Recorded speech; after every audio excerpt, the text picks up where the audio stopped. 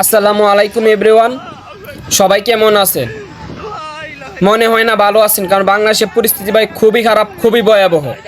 এই যে কিছুদিন আগে কি একটা খারাপ পরিস্থিতি থেকে বাংলাদেশ উঠে আসলো, এখন আবার বন্যা, হাজার হাজার মানুষের ক্ষতি হচ্ছে, হাজার হাজার মানুষের প্রাণ যাচ্ছে।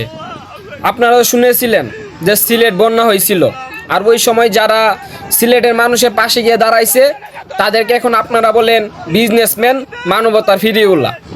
আর আমি মনে করি ভাই এইসব বিজনেসম্যান বাংলাদেশে থাকার খুবই দরকার, কারণ আপনি ঘরে ভিতরে তো হাত গুটিয়ে বসে আছেন, মানুষকে হেল্প করার চেষ্টা করবেন না, আর অন্যজনকে নিয়ে কিভাবে সমালোচনা করবেন, এটা হয়েছে আপনাদের মূল ধর্ম। পারলে অসহায় মানুষদের পাশে গিয়ে দাঁড়ান। যাদেরকে বলতেছেন মানবতার ফিরিউল্লাহ, তারা কিন্তু অসহায় মানুষদের পাশে গিয়ে দাঁড়াইছে।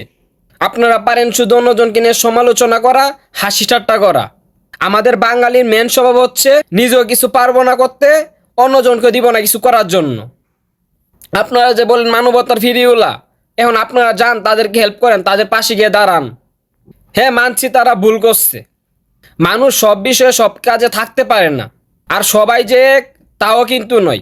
যাদেরকে বলতেছেন মানবতার ফিরিউল্লাহ, তাদের মধ্যে অনেকে ভুল করছে, আবার অনেকে ভুল না করে ফেসে গেছে। আর আবার এখন যারা হেল্প করার চেষ্টা করবে তাদেরকেও আপনারা বলবেন মানবতার ফিরিউল্লাহ। মানুষকে উপকার করতে গিয়ে যদি শুনতে হয় মানবতার ফিরিউল্লাহ, বিজনেসম্যান, তাহলে আমি বলবো এই বিজনেসম্যান মানবতার ফিরিউল্লাহ থাকা খুবই দরকার আমাদের দেশে। সবাই যে ভালো তা কিন্তু কোনো কথা না, আমি সবাইকে মিন করে বলতেছি না, তার মধ্যে অনেকেই আছে যে ভুল না করেও তারা ফেসে গেছে। এসব কথা বাদ দিয়ে ভাই সবাই সবার পিছে দাঁড়ান, এসব কথা না ভেবে ভাই অসহায় মানুষদের পিছনে গিয়ে দাঁড়ান।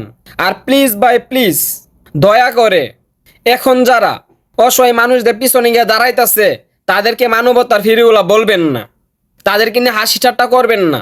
তাদেরকে নিয়ে হাসি ঠাট্টা করলে তাদের মন ভেঙে যায়। আচ্ছা, আপনি মানুষের উপকার করবেন, আপনাকে নিয়ে যদি মানুষ হাসি ঠাট্টা করে, টুল করে, তখন আপনার কীরকম লাগবে? এর জায়গায় একটা বার নিজেকে চিন্তা করে দেখেন। যাই হোক ভাই, অনেক কথা বলে ফেলছি।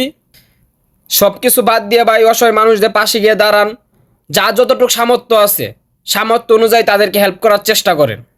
আর আমার কথাগুলো সবার কাছে ভালো লাগবে এমন কোনো কথা নাই, এটা আমি ভাবি না। কারণ একটা মানুষ বা একটা মানুষের কথা, আচার আচরণ সবার কাছে ভালো রাখতে পারে না, সবার কাছে ভালো লাগবে এমন কোনো কথা নাই। আর ফিনির মধ্যে আমার এক পরিচিত ভাই আছে, তাদেরকে আপনারা অনেকেই চিনেন।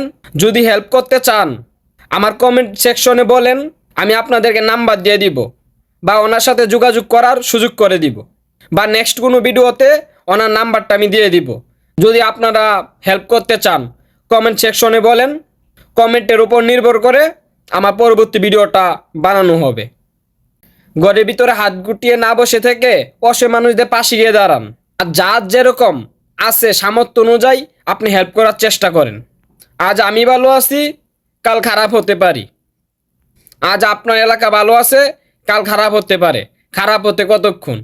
আজ যদি অন্যকে উপকার করেন, অন্য মানুষ আপনার বিপদে উপকার করার সাহস পাবে।